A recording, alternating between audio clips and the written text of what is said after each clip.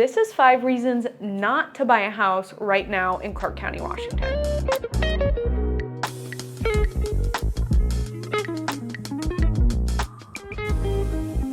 Hey, welcome back to the Living in Vancouver and Camas, Washington YouTube channel.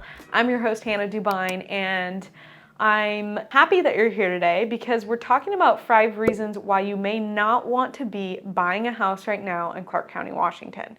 Now, I am a realtor for a living, so you're saying, Hannah, why are you making this video? Don't you want to sell us a house? Well, the best time to buy a house is always when it's right for you.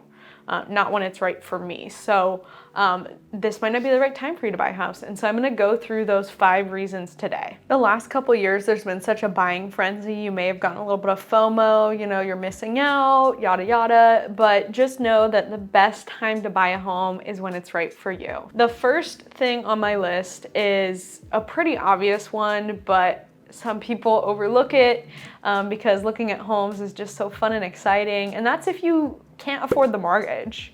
If you can't afford the mortgage, you definitely shouldn't be buying a house right now. For most loan products, the maximum debt to income ratio you're going to be approved for is 45% of your income. So if you're making $10,000 a month, then the maximum loan they're going to give you would be a $4,500 a month payment. If you are spending money on nothing else, then I guess great.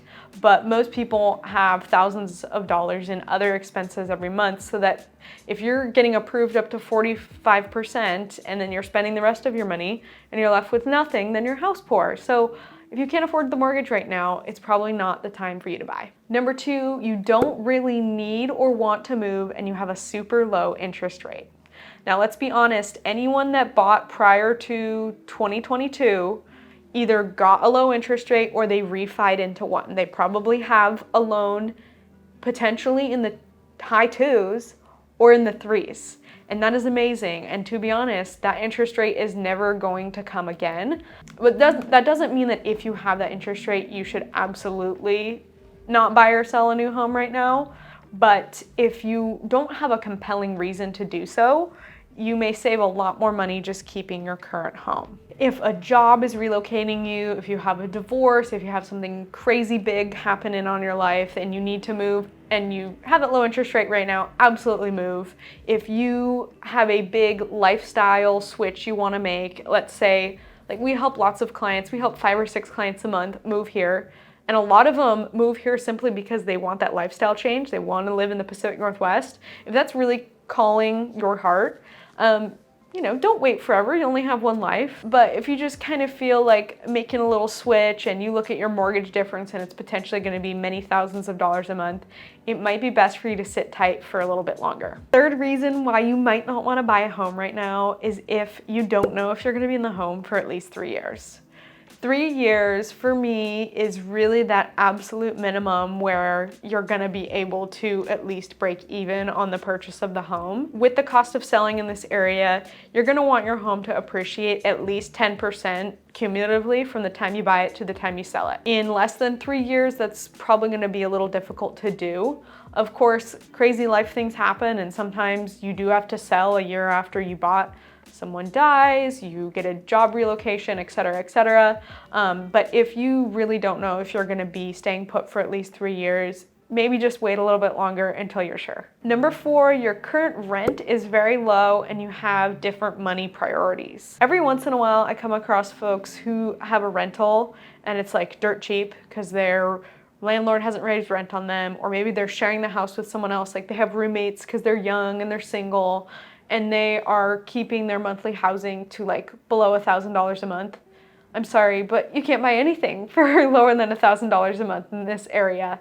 So that's a good time for you to rake in the cash and save a lot of money. That's what I did when I was younger, and I was in a rental sharing it with people, and I was able to save a tremendous amount of money in 1 year. The second part of that point was if you have other money priorities, right? If you have other big things in life that are eating up your monthly budget and they just kind of have to be there, maybe you're traveling a lot or you're just doing something special with your life, this might not be the time for you to buy.